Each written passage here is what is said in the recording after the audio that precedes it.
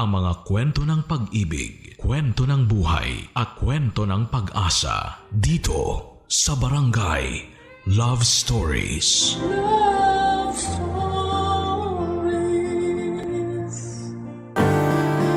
Ang panliligaw ay isang karanasan na puno ng emosyon.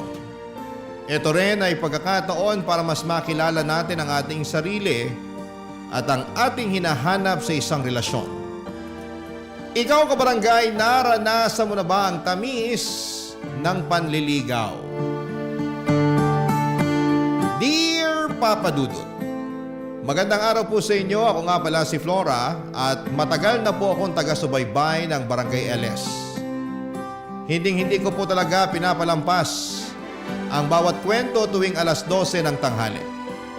At dahil po matagal na akong nakikinig at nakasuporta sa Barangay LS ay napagpasyahan ko pong ibahagi sa inyo ang kwento ko. Sana po ay tanggapin at mapili ninyo ang sulat kong ito, Papa Dudut. Isa po akong simpleng babae na nagtatrabaho bilang servidora sa isang maliit na kainan dito sa Pangasinan. Hindi po ako galing sa mayamang pamilya. Pero sa awa ng Diyos, kahit papaano ay may naipundar naman na maliit at simple na bahay yung mga magulang ko.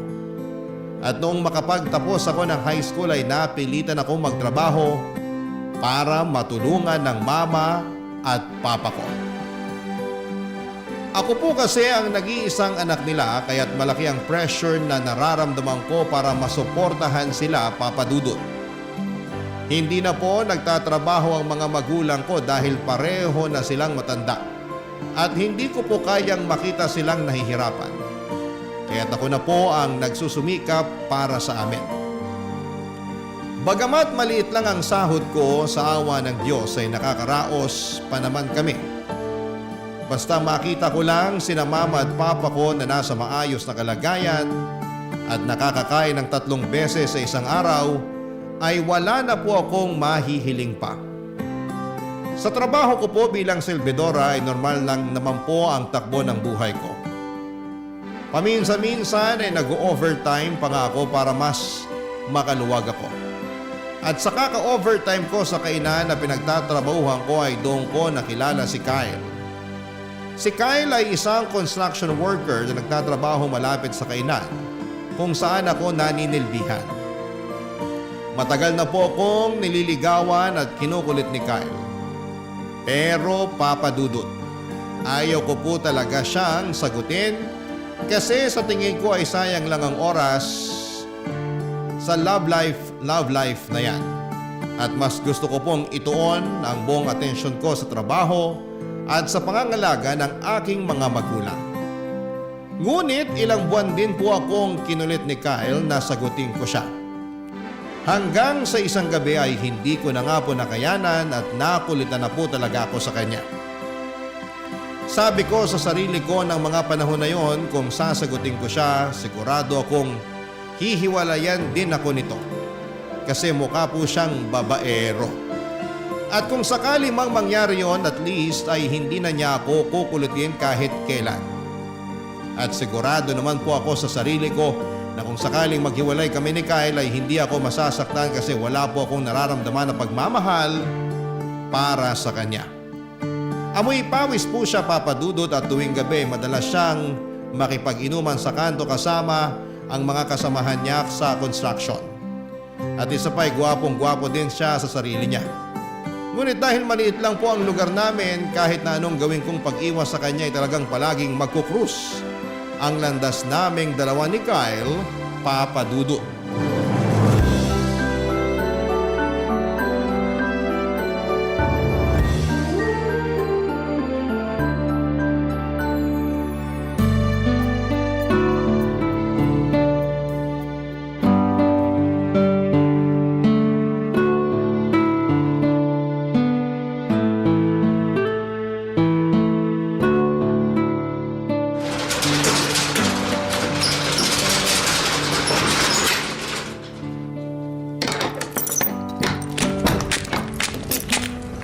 Flora, my babes! Sabi ko na nga ba, dito lang kita mahanap eh. Diyos ko, Kyle.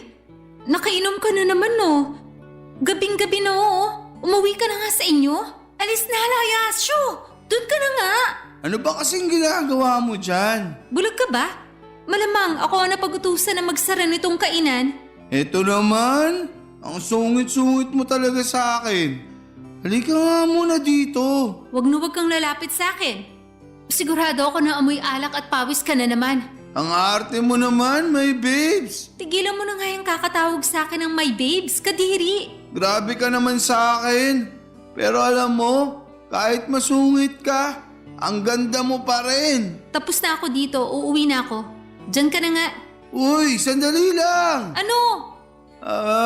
May papakiusap sana ako sa'yo eh. Flora, alam mo naman na matagal na akong may gusto sa'yo, di ba? At alam mo naman na matagal na rin kitang nililigawan. Kaya parang awa mo no. Sagutin mo na ako. Ay nako, itulog mo na lang yan. Sigurado akong lasing ka lang. Uy, hindi ah. Kaya nga ako uminom eh. Para magkaroon ako ng lakas ng loob para sabihin ang tunay na nararamdaman ko para sa'yo. Ibang klase ka rin ano? Ginawa mo pa talaga akong dahilan. Gabi-gabi ka namang umiinom. Paano mo alam? Pinagmamasdan mo ako? Aminin mo na, may gusto ka rin sa akin oh. Ang kapal ang mukha mo. Kilabutan ka nga sa mga pinagsasasabi mo. Palagi kaya kitang nakikita sa kanto, nakikipag-inuman sa mga kasamahan mo sa construction tuwing naglalakad ako pa uwi. Basta. Hindi ako aalis dito hanggat hindi mo ako sinasagot. Alam mo ba kung ano ang pinagkaiba mo sa adobo, sinigang at piniritong isda? Ha? Ano? Lahat ng yun, natikman ko na. Ikaw na lang ang hindi. Napakabastos Aray! mo naman! My babes, ang sakit na. Pero di bale, titiisin ko lahat ng sakit. Basta sagutin mo lang ako. May pick-up line din ako para sa'yo. Eto, makinig ka. Alam mo bang hindi tayo tao? Hindi tayo pagkain? Hindi rin tayo lugar? Sabi ko na nga ba eh. May gusto ka rin sa akin. Narinig ko na yan.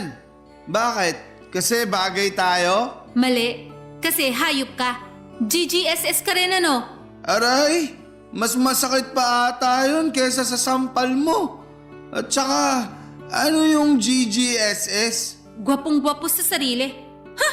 Tabi nga dyan, uuwi na ako. Oh, ayan. Kyle, ano ba? Tumayo ka nga dyan, nakakahiya. Baka mamaya may makakita pa sa'yo. Sagutin mo na ako. Parang awa mo na. Ang sakit-sakit na ng tuhod ko.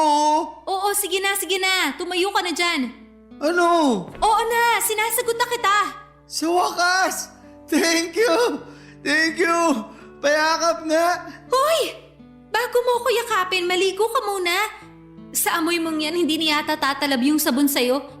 Subukan mo kayang gumamit ng laundry detergent. Baka sakaling gumana pa. Wala akong pakialam! Kahit buong magdamag mo pa akong tarayan!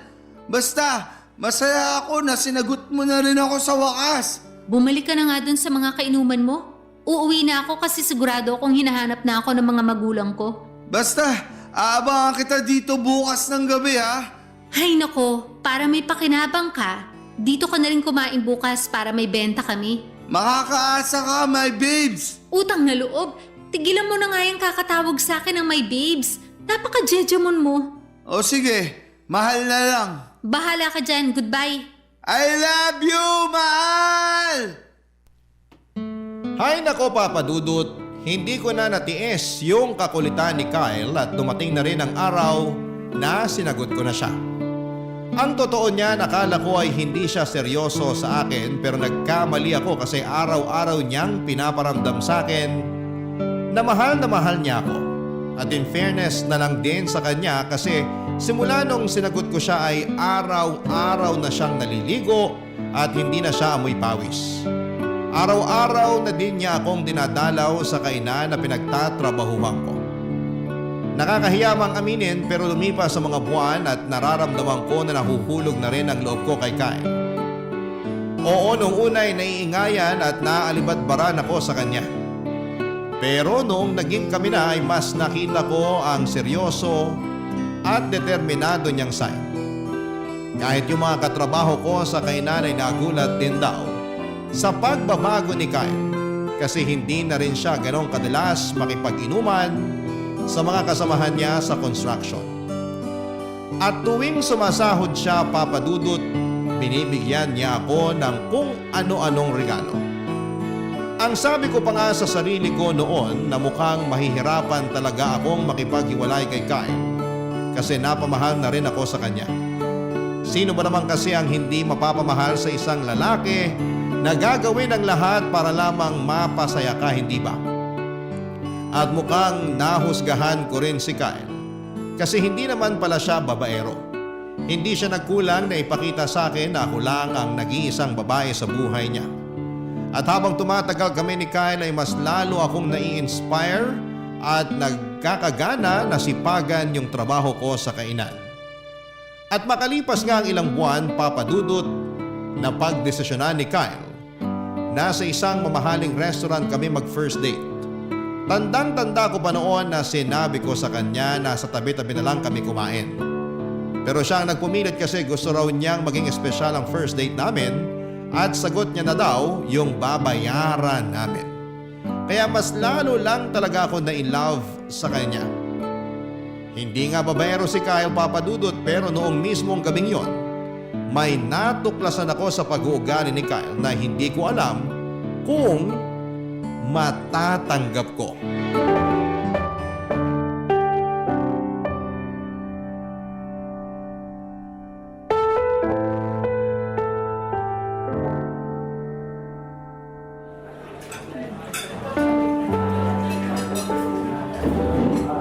Mahal, salamat talaga at dito mo ko dinala ha. Pero ang totoo niyan, hindi mo naman kailangan gawin to eh. Ang mahal-mahal kaya dito. Sigurado ka bang kaya mong bayaran yung mga in-order natin? Oo, huwag kang mag-alala. May dala naman akong pera. Pinag-ipunan ko talaga tong first date natin. Uy, ba't mo kang naiinis ka? May nagawa ba ako masama? Wala. Nabibwisit lang kasi ako sa waiter na kumuha ng order natin. Ha? Bakit naman? Lalamya-lamya kasi. Parang bading. Hoy, hinaan mo nga yung boses mo. Baka may makarinig sa'yo. At bakit? Totoo naman ah. At isa pa, 15 minutes na tayong naghihintay sa in-order nating pagkain. Siguro kung hindi bading yung waiter natin kanina, malamang kanina pa nakarating dito yung pagkain natin. Ano ba nangyayari sa'yo, ha? Ba't mo pinagdidiskitahan yung waiter? Ang dami mo kayang in-order kanina, kaya malamang matatagalan talaga sila. Ay, umalis na lang kaya tayo dito. Maghanap na lang tayo ng ibang restaurant. Tumigil ka nga. Sigurado akong niluluto na yung in-order natin. Maghintay ka na lang dyan. Kung alam ko lang na ganito yung magiging kahihinatnan ng lahat ng to, sana hindi na lang tayo dito nagpunta. Alam mo, naninibago ako sa'yo. Ngayon lang kita nakitang ganito kagalit. Umamin ka nga. Ano ba talaga ang problema, ha? Wala. Sige na, sabihin mo sa akin. Kasi kung kikimkimin mo yan, mas lalo ka lang magagalit. Sinabi na nga wala eh. Kung hindi mo ko kakausapin na maayos, aalis na lang ako. Ipa-take out mo na lang yung mga in-order nating pagkain. Mahal, sandali lang. Wag, umupo ka muna. Sige na, sasabihin ko na sa'yo. Magsalita ka na kasi para hindi ka na nagagalit ng ganyan. Oo na. Ay, galit ako sa mga bakla. Nandidiri ako sa kanila.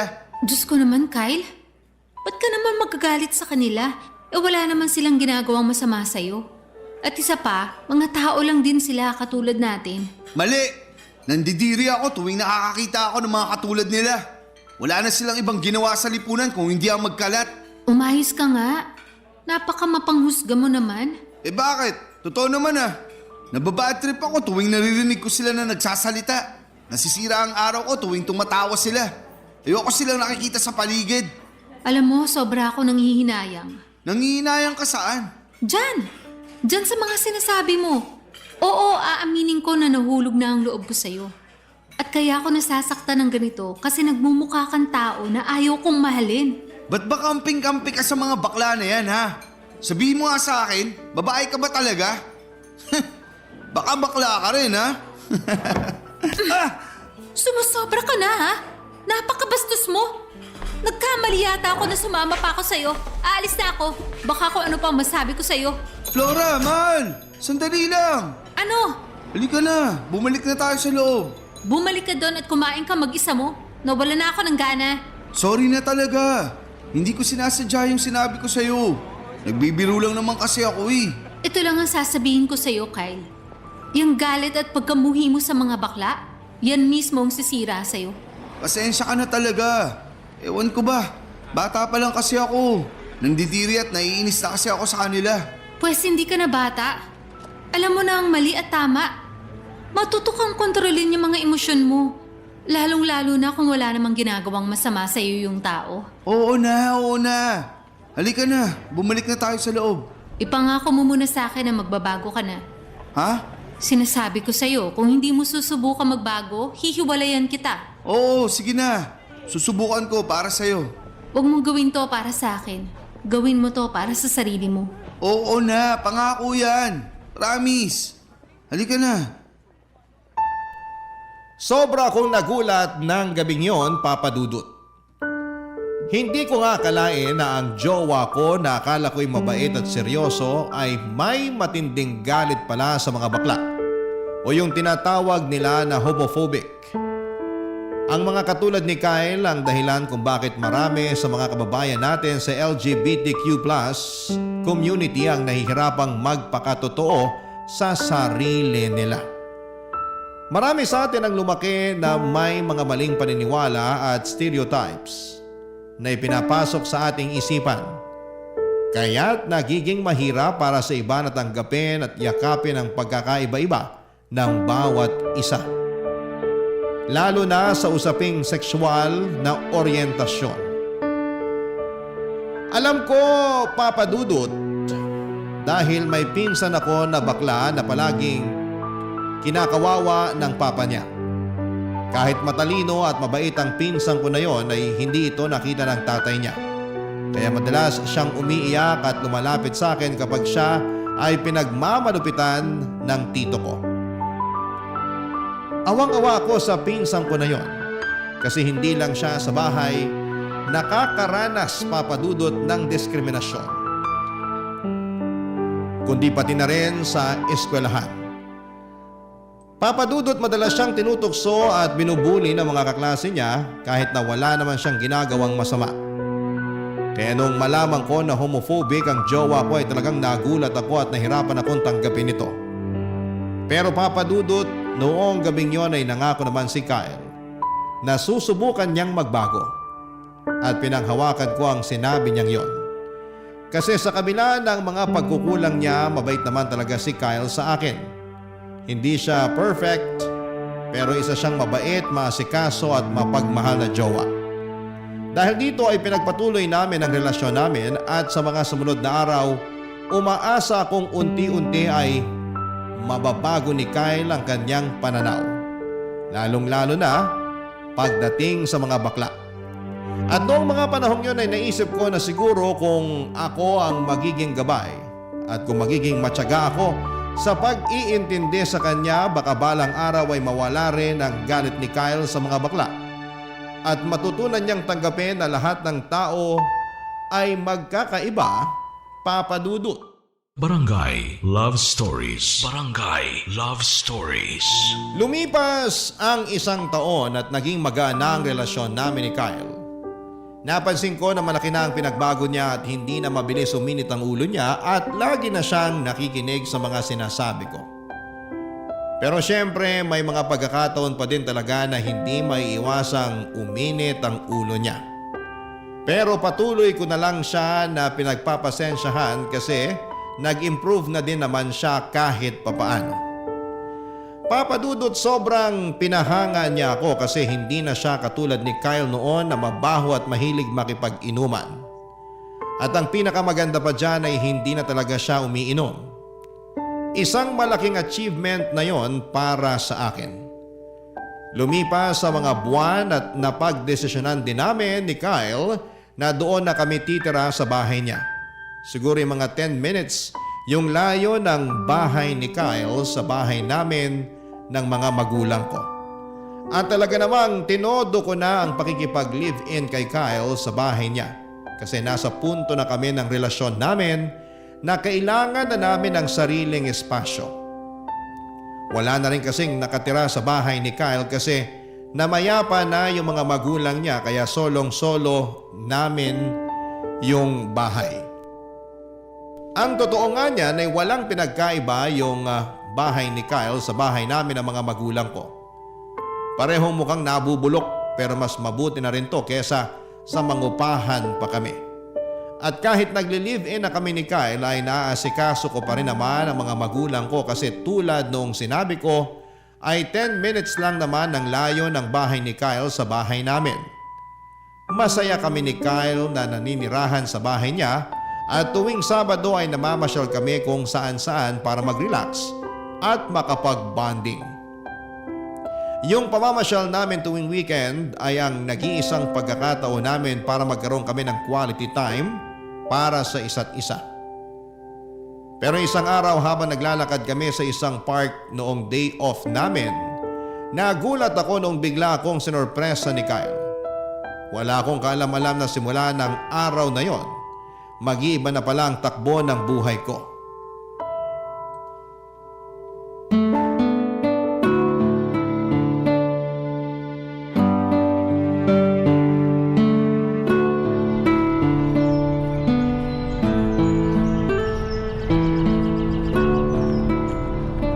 Ganda talaga dito sa park. Alam mo, sa lahat ng mga lugar na pinapasyalan natin tuwing Sabado, etong park na to ang pinakapaborito ko. Kaya nga dito kita dinala eh. Sandali lang. Mahal, ano yun? Ha? Yun oh, tumingin ka dun. Ang ganda nung ibon. Asan? Wala naman ako nakikita. Mahal, ano to? Will you marry me? Pagpasensya mo na tong singsing ha. Ito lang kasi yung kinaya ng budget ko eh. Huwag mo nga akong pinaglololo. 1 taon na simula nung naging tayo. At sa tingin ko, panahon na para magpakasal tayo. I do. Ha? Oo, pakakasalan kita. Sa wakas! Hinaan mo nga yung boses mo, nakakaya sa mga tao dito. Sorry na. Hindi mo naman kasi ako masisisi. Kasi ito na ata yung pinakamasayang araw sa buong buhay ko. Pero paaalalahanan lang kita ha. Kahit kasal na tayo, tutulungan ko pa rin sina mama at papa. Aba syempre naman. Kailan ba ako nagkaroon ng problema dyan? Wala lang, baka kasi kapag kasal na tayo, pagbabawalan mo na akong tumulong kina mama at papa. Ganyan na ba talaga ang tingin mo sa akin? Hindi naman sa ganun. Ang totoo nga niyan, masayang-masaya ako kasi ang laki na ng pinagbago mo. Pero may mga pagkakataon pa rin na mabilis uminit yung ulo mo. Pero hindi ibig sabihin nun, ipagbabawalan na kita na tumulong sa mama at papa mo. Siguro nga, pero naaalala mo pa ba yung first date natin sa restaurant? Huwag mo na nga ipaalala sa akin yun. Basta, pangako mo muna sa akin na mas hahabaan mo pa yung pasensya at pangunawa mo. Ay, sige, susubukan ko. Huwag mong subukan, gawin mo. Opo, Commander. Aray! Ikaw naman kasi, puro kakalokohan. Alam mo, itong mga sinasabi ko, para din naman to sa ikabubuti mo eh. Ayaw ko kasing dumating yung araw na, alam mo na lamunin ka ng galit mo. Makinig ka sa akin, mahal. May aaminin ako sa'yo. Ay, gusto mo ba talagang malaman kung bakit galit na galit ako sa mga bakla? Sige, magkwento ka. Makikinig ako. May best friend kasi ako dati. Ang totoo nga niyan, para ko na nga siyang kapatid eh. Pinagkatiwalaan ko siya pero yun pala sila ayos siya. At ang pinakamasaklap pa dyan, sinamantala niya lang yung pagkakaibigan namin. Mahal, dapat noon mo pa sinabi sa akin to para mas naunawaan kita. Paano ko sasabihin sa'yo nagagalit ka tuwing umiinit ang ulo ko? Paano hindi iinit ang ulo ko tuwing nagagalit ka? Pero di bali na. Mas naiintindihan na kita ngayon. Pero ganito kasi yon. Hindi mo naman pwedeng idamay ang lahat ng bakla nang dahilan sa karanasan mo sa best friend mong yun.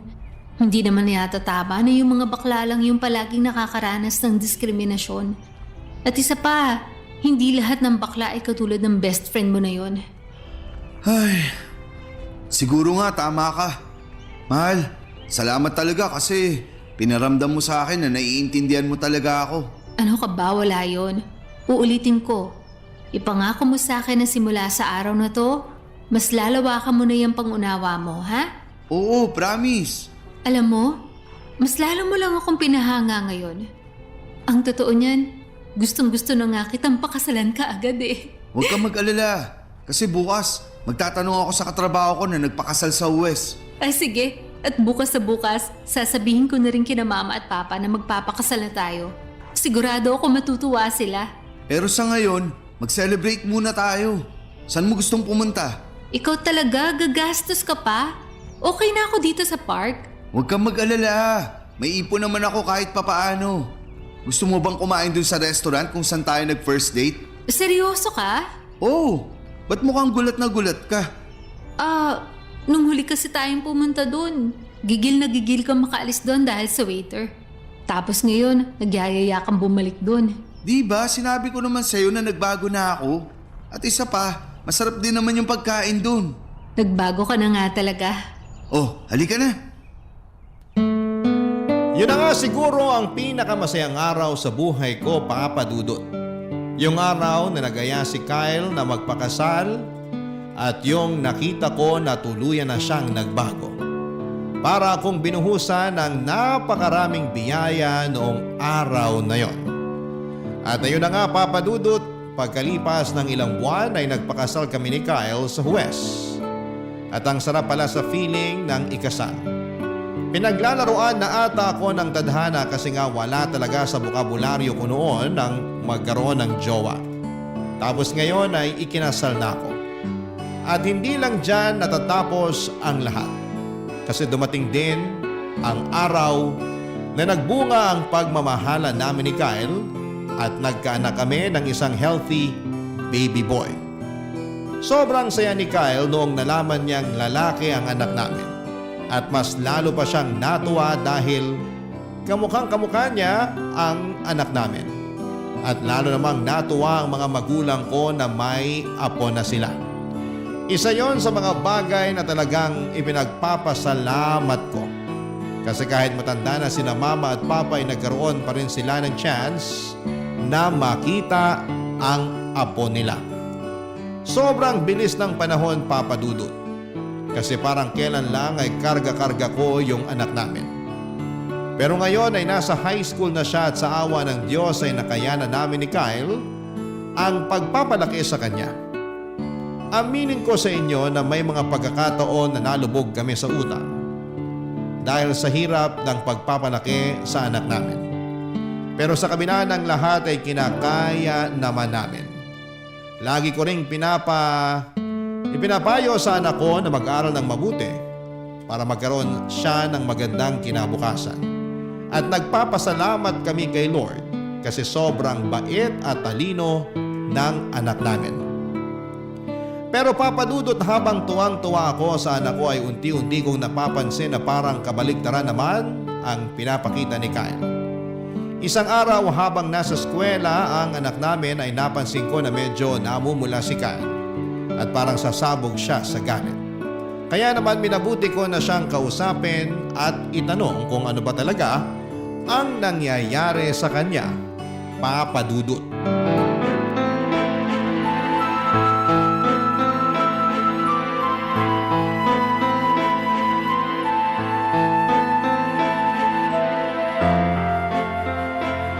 Kyle, ano bang problema mo?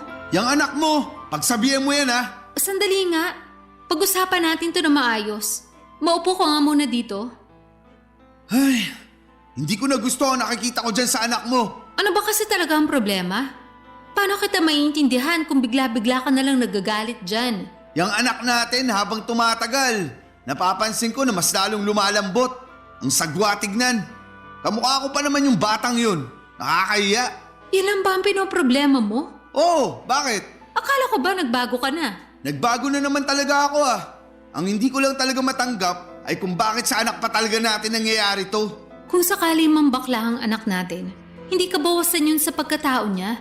At hindi yun kabawasan sa atin bilang mga magulang niya. Madali lang sa'yo ang sabihin yan kasi hindi naman ikaw ang pagtatawanan ng mga tao. kung sakaling bakla nga yung anak natin. Ako ang pagtatawanan ng lahat ng tao. At ba't mo iisipin yung tingin ng ibang tao? Bakit? Sila ba ang nagpapakain sa atin? Wala namang ambag sa buhay natin yung mga yan ah. Wala ka na ba talagang kahihiyan? Basta. Sabihan mo yung anak mo na magbago na siya. Kung hindi, tatamaan sa akin yan. Kung meron man dito ang dapat na magbago, ikaw yun. Napakamapanghusga mo. Nagwawala ka na dyan. Ni hindi mo pa nga tinatanong o kinakausap yung anak mo eh. Tatanungin? Kakausapin? Para saan pa? Para mauwi lang sa dramaan yung usapan namin. Hindi.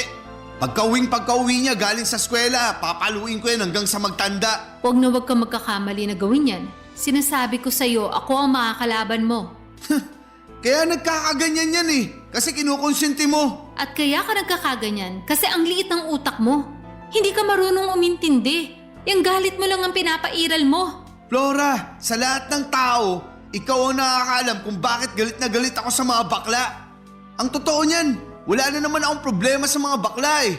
Pero yung makita ko yung nag-iisa kong anak na unti-unting nagiging bakla, malaking problema sa akin yun. Hindi ako naniniwala na wala ka ng problema sa mga bakla. Kasi kung totoong natanggap mo na sila, hindi ka magkakaganyan ngayon. Utang na loob! Ba't mo ba kasi ako pinipilit na tanggapin sila? Hindi sa pinipilit kita na tanggapin mo sila. Yung sa akin lang naman, kung hindi mo sila matanggap sa kung ano sila, sana naman respetuhin mo pa rin sila bilang tao. Alam mo, napapaisip na nga ako eh. Siguro kasalanan mo ang lahat ng to. Nung buntis ka, pinaglihi mo ba yung anak natin sa bakla? Hayop ka! Kung nahihirapan kang tanggapin ang anak natin, pwes ako tatanggapin ko siya ng buong buo. Ibibigay ko sa kanya ang pagmamahal na hindi mo kayang ibigay sa kanya. At sa inyong dalawa, mas pipiliin ko ang anak natin. Asawa lang kita, Kyle. Pwedeng-pwede kitang palitan kung kailan ko gusto. Mahal, I'm sorry. Yung sa akin lang naman. Ayoko na minamalit at kinukutsa yung anak natin. Sana naiintindihan mo ako. Kung merong mang dapat umintindi at umunawa sa anak natin, tayo yun. Anong klase mga magulang tayo kung tayo lang din ang unang huhusga sa kanya? Kyle naman, sana naman matutunan mong tanggalin yung puot at pagkamuhi mo sa mga taong iba sa atin. Hindi mo ba nakikita? Unti-unti mong sinisira ang pamilya natin ang dahil sa galit mo na yan. Promise, magbabago na talaga ako. Ito na yung huling beses na pag-uusapan natin to, ha? I love you. Siguraduhin mo lang talaga na magbabago ka na. Kasi kung hindi, pinapangako ko sa'yo na lalayasan ka namin. Asawa lang kita, Kyle. Inuulit ko. Pwedeng-pwede kitang palitan kung kailan ko gusto. Pero yung anak ko nag-iisa lang yon. Seryoso ka talaga? Ipagpapalit mo ako? Oo! Ipagpapalit kita sa foreigner. Ganun na. Ha? Ano ba, Kyle? Tigilan mo na nga yan. May kiliti ako dyan. Ano ba? Eto naman, pinapatawa lang kita. Huwag mo naman ako ipagpalit oh. Hindi ko kakayanin kung mawawala ka sa akin. Ang tagal kaya kitang niligawan. Oo. At ako naman tong tanga, nagpadala ako sa scam mo. Uy, grabe siya. Pero seryoso, sana mahalin mo yung anak natin higit pa sa pagmamahal na binibigay mo sa akin. Ipangako mo rin sa akin na tatanggapin mo yung anak natin ng buong buo. Oo na. Totoo ba? Oo, pangako yan. At pwede bang tigilan mo na nga yung pagwawala mo? Nagmumukha kang gorila tuwing nagwawala ka eh. May gorilya ba na ganito kagwapo? Kapal ang mukha mo. Hanggang ngayon, gwapong-gwapo ka pa rin sa sarili mo. Diyan ka na nga, magluluto pa ako. Hindi ko po akalain na hanggang ngayon ay hindi pa rin nawawala ang pagkamuhi ni Kyle sa mga bakla. Kaya nang umuwi na ang anak namin galing eskwela ay minabuti kong kausapin siya at doon ko nalaman at na-confirm na may nararamdaman nga siyang kakaiba sa kapwa niyang lalaki. Pero hindi ko po ito sinabi kay Kyle kasi baka magwala na naman siya.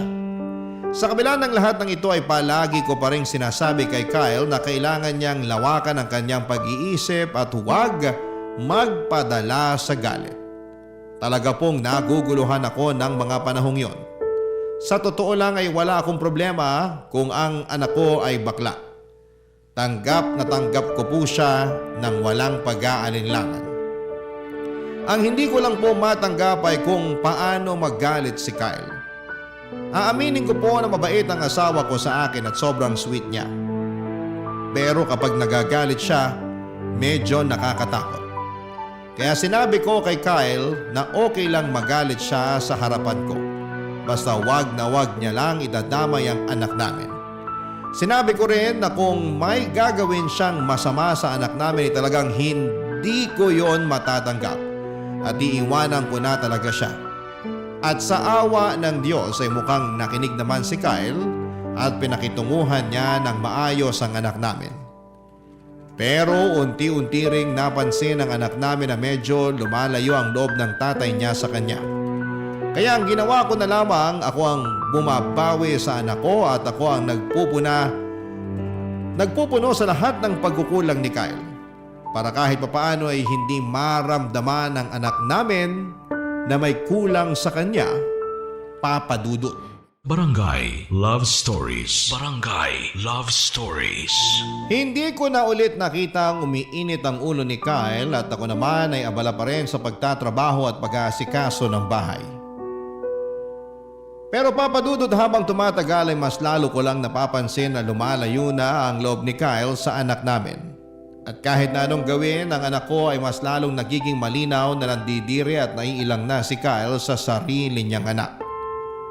At ang totoo niyan ay naaawa na rin ako sa anak ko kasi mas lalo ko nang nahalata na nangungulila siya sa pagmamahal ng isang ama.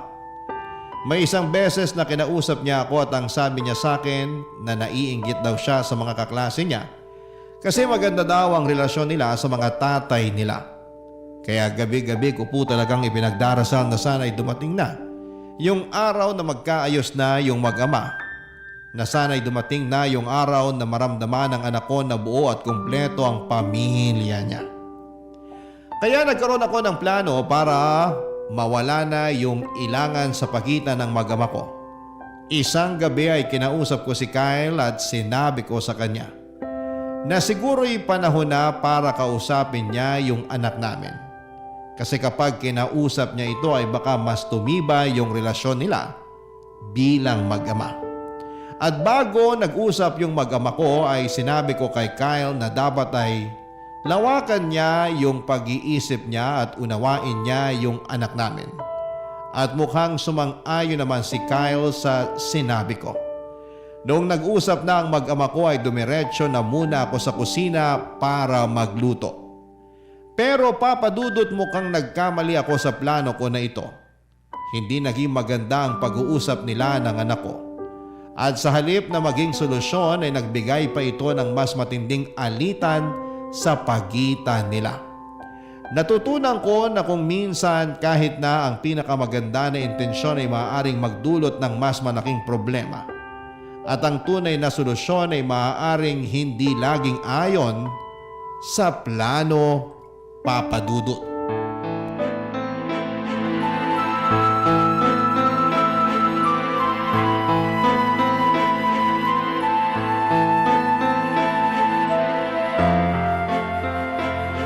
Huwag ka nang babalik!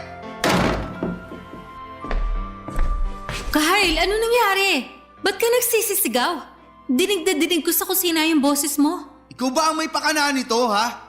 Ba't biglang lumakas yung loob ng anak mo ang aminin sa akin, Ang ha? gusto ko lang naman magkausap kayo para mawala na yung ilangan sa pagitan nyo. Pwes, inamin niya sa akin na bakla siya. Flora naman, alam kong pinangako ko sa'yo na magbabago na ako. Pero kinailangan ba talaga niyang ipangalanda ka na bading siya? Hindi ko na alam kung paano ko patatanggapin yan. Alam mo ba naglakas loob yung bata na sabihin sa'yo yan? Kahit takot na takot siya sa'yo? Kasi nagbabaka sakali siya matatanggap mo siya? Diyos ko, Kyle, nangungulila yung bata sa pagmamahal mo. Sinasabi ko na nga ba ikaw ang kumukonsinti sa kanya. Kung tutuusin, ikaw ang punot dulo ng lahat ng to. Kung kinausap mo lang sana na maayos yung anak mo, malamang hindi tayo magkakagulo ng ganito ngayon. Wala ka nang magagawa. Pinalayas ko na ang anak mong bakla. Diyos ko, sa oras na ng gabi. Pag may mangyari masama sa anak ko, ikaw ang pagbabayarin ko. Tandaan mo yan. Huwag kang mag-alala. Sigurado ako na dun didiretso yung sa bahay ng mama at papa mo. Ayoko na. Punong-puno na ako. Uy, teka lang. Ano yan, ha? Saan mo dadalhin yung mga gamit mo? Doon na rin ako didiretso kay na mama at papa. Hindi ka alis. Dito ka lang. Bitawan mo nga ako. Alam mo kung ano yung pinakamasakit sa akin, ha? Yung hindi mo kayang ibigay sa sarili mong anak ang pagmamahal na matagal mo nang binibigay sa akin. Pasensya ka na. Pero hindi ko talaga matatanggap yung anak mong bading. Yan! Para yan sa anak ko. Wala siyang ginawa sa'yo para kamuhiin mo siya ng ganito katindi. Meron! Yung pagiging bading niya. Sapat na rason na yun para kamuhian ko siya. Umasa ako na magbabago ka. Umasa ako na dadating ang araw na lalawakan mo na yung isip mo. Pero nagkamali ako. Mukhang wala ka na talagang pag-asa. Gusto mo lumayas? Teka lang. Oh, eto pa ang mga gamit mo. Kunin mo na yan. Lumayas ka at samaan mo yung anak mong bakla. Mas gugustuhin ko pang mag-isa sa buhay kaysa sa makasama ko yung anak mong bakla. At yung nanay niyang wala nang ibang ginawa kung hindi ang konsentihin ng kabaklaan ng anak niya.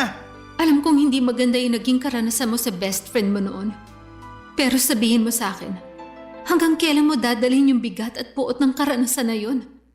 Hindi mo pa talaga nakikita na unti-unti ka nang sinisira ng galit mo? Utang na loob, Kyle! Magbago ka na! Ibili mo na rin kaya ng palda at lipstick yung anak mo. Total, kinokonsente mo naman.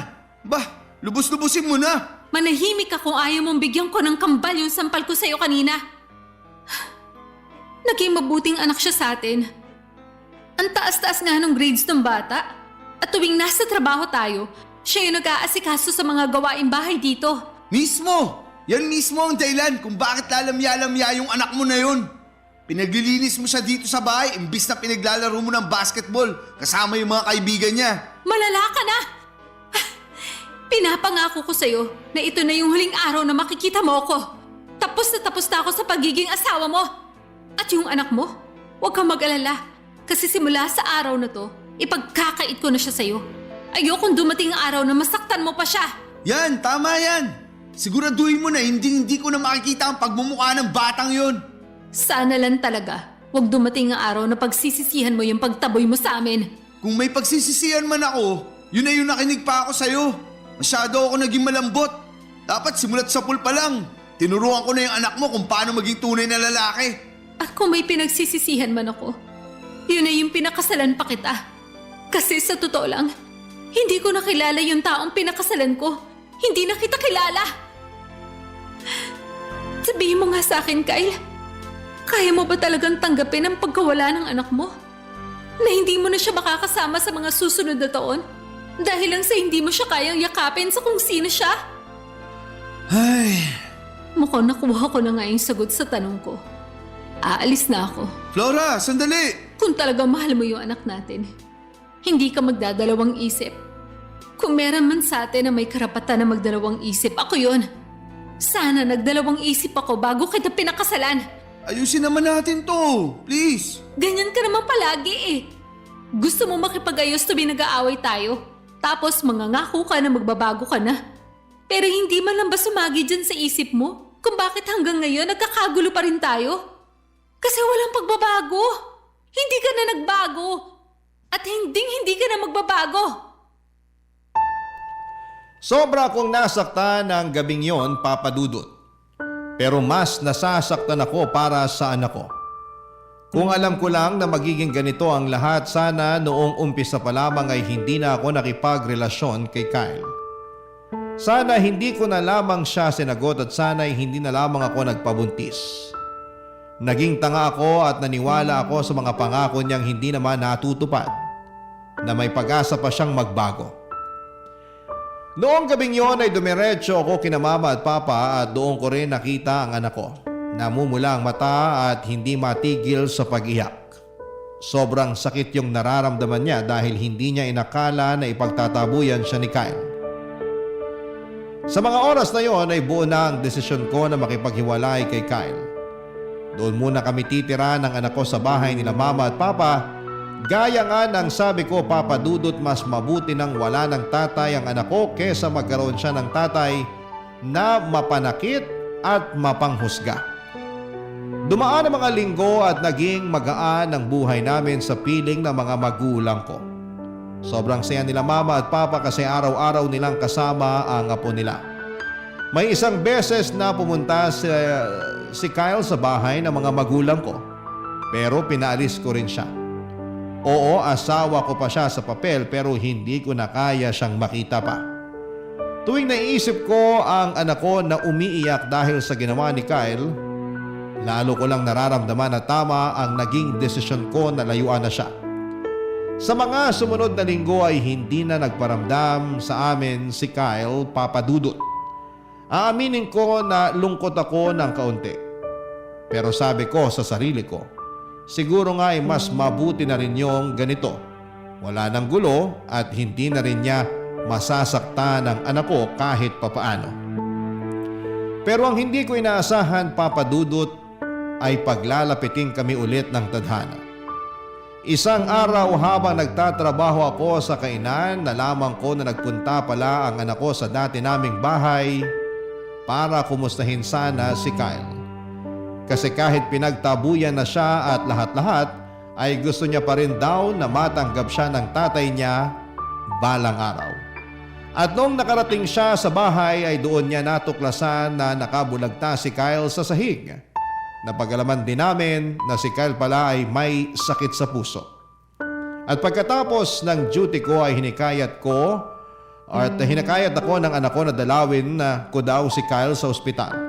Kaya pinauwi ko na yung anak ko at ako na mismo ang pumalit sa kanya sa ospital, Papa Dudut.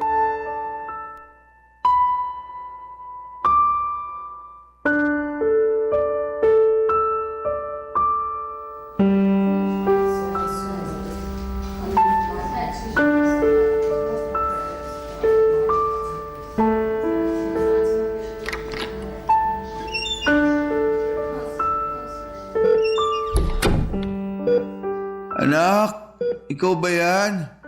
Kyle, Laura, mahal, pinauwi ko na yung anak mo. Ako na muna magbabantay sa'yo dito. hindi nyo naman kailangan gawin to eh. Alam mo ba na yung anak mo mismo may gusto na dalawin kita? Sising-sisi ako sa mga nagawa ko sa inyo noon. Hindi ko akalain na yung batang kinamumuhian at pinagdidirihan ko ay hindi niya tutulong sa akin.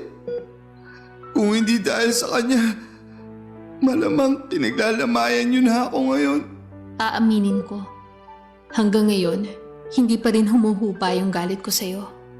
Dapat lang talaga na magpasalamat ka sa anak mo. Alam mo ba na grabe yung trauma na inabot niya sa'yo? Halos hindi makakain yung bata nung araw na pinalayas mo siya. At hanggang ngayon, naaalala niya pa rin lahat ng mga masasakit na salitang sinabi mo sa kanya. Sana mapatawad niyo pa ako. Pinapangako ko na babawi ako sa inyo. Huli na ang lahat. Kung gusto mong bumawi sa anak mo, hindi kita pipigilan. Pero yung sa atin, matagal ko nang tinapos yon. Hindi mo na ba talaga ako mapapatawad? Kayang-kaya kitang patawarin. Pero yung magkabalikan tayo, ibang usapan na yon. Alam kong marami akong nagawang pagkakamali. At kung may babalik ko lang sana yung panahon, hindi ko gagawin yung mga nagawa ko sa anak natin. Hindi na sana tayo humantong sa ganito kung napagtanto mo yan nung umpisa pa lang. Hindi ako nagkulang sa pagpayo sa'yo, pero ikaw tong napakatigas ang puso. Sawang-sawa na ako sa mga pangako mo na napapako. Mukhang nakapag-desisyon ka na nga. Kung ganun, respetuhin ko yun. Pero pinapangako ko, kapag nakalabas na ako dito, babawi ako sa anak natin. Pero kung sakaling magbago pa ang isip mo, andito lang ako. Handa akong mahalin ka ulit. Masyadong malaki ang hinihingi mo sa akin, Kyle. Kung tutuusin, ilang beses na nga kitang pinagbigyan eh. Siguro kung ako yung pinagmalupitan mo, mas matatanggap ko pa. Pero hindi eh. Binuhos mo lahat ng puot mo, lahat ng galit mo, at lahat ng trauma mo sa anak natin. Pero sa kabila ng lahat ng yon, alam mo ba na takot yung bata nung nakita kanya nakahandusay sa sahig? Patunay lang yon na sa kabila ng ginawa mo sa kanya, mahal na mahal ka pa rin ng anak natin. I'm sorry. Hindi ko alam kung mapapatawad ko ba ang sarili ko sa lahat ng nagawa ko. Huwag ka sa akin mag-sorry. Doon ka sa anak mo humingi ng tawad. Pwede ba akong makiusap sa'yo? Ano yun? Pwede mo ba siyang pabalikin dito? Sabi kasi nung nurse, wala pa akong malay nung binantayan niya ako dito. Sige, Saglit, tatawagan ko lang. Oh, heto. Hello, anak? Salamat at niligtas mo ako, ah. Anak, patawad sa lahat ng nagawa ko sa'yo. Naging makasarili ako at buong buhay mo. Imbis na iparanas ko sa iyo yung pagmamahal ng isang ama, mas pinili kong kamuhian at pandirian ka.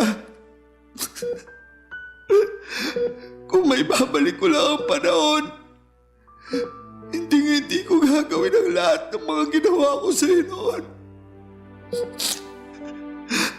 Sana hindi pa huli ang lahat. Kapag nakalabas ako dito, hayaan mo ako makabawi sa iyo, ah. Anak, masaya ako na nagkabati na rin tayo sa wakas. Mahal na mahal kita. Sige na, ibabalik ko na sa nanay mo tong cellphone. Hello, anak? Sige, hihintayin ka namin. Bye. O ayan, papunta na raw. Flora, wala na ba talagang pag-asa na magkabalikan tayo? Huwag mo na munang alalahanin yan. Ang pagtuunan mo ng pansin, yung pagpapagaling mo. Pero, Sige na, huwag ka na makulit. Siya nga pala, yung tungkol sa bayarin mo dito sa ospital, tutulong daw yung boss mo. talaga? Oo, tinawagan ko yung boss mo kanina. At sila na daw yung bahala sa mga gastusin mo dito sa ospital. Mabuti naman kung ganon. Ngayon na wala ka nang poproblemahin, siguraduhin mo lang na babawi ka sa anak ko kapag nakalabas ka na dito. Panigurado yan. Tuluyan na ngang nagkabati ang mag-ama ko noong araw na yon, Papa Dudut.